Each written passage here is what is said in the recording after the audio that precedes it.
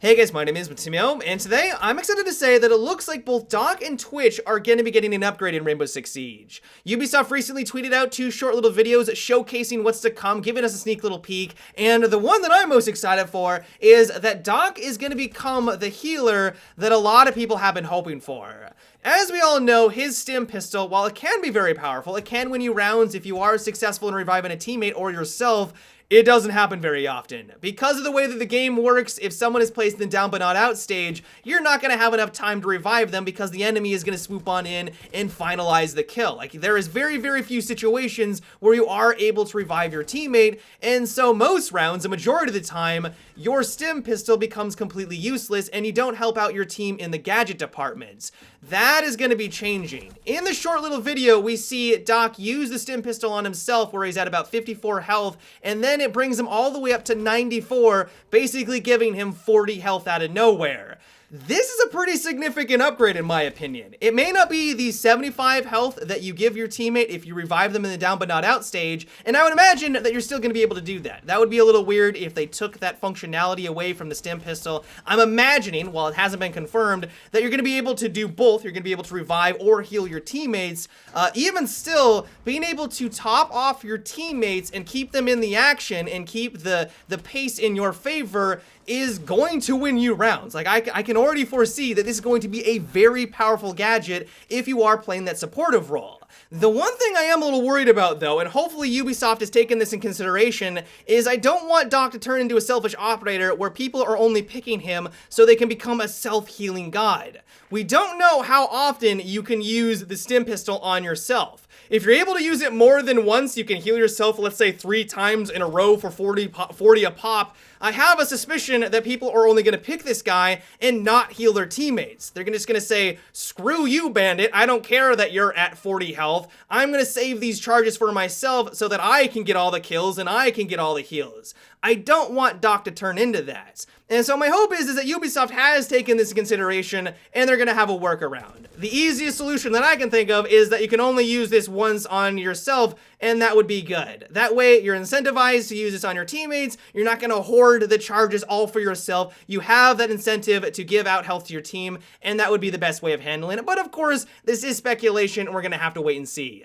Another change that I know a lot of Twitch players are going to be excited about is that not only does it look like the drone's shock component is seeing an increase in its range, it's now going to be easier to take things out at a distance, but you're now going to be able to use her shock drone in the preparation phase. I'm not sure how good this is going to be. On the one hand, if you just charge towards the objective and you try to take out a couple of their gadgets when they're placing them down, I don't think this is going to be all that useful. But if you go around the map and take out all the cameras even before the round starts, that might actually be kind of awesome. If you're able to take out each and every single one of the cameras even before the round starts, not only is the enemy not going to have any idea which direction that you're coming from, but also this means you don't have to worry about the cameras when you finally do get into the building. I mean, I cannot tell you how many times, I'm sure this has happened to you guys on numerous occasions, where you know a camera is in the next room, you look on in, you think it's clear, you look up to shoot at the camera, and then the guy rounds the corner and shoots you in the face. It's very frustrating when that happens, and if you have Twitch going through the map and taking care of the cameras before the round starts, you don't have to worry about that anymore.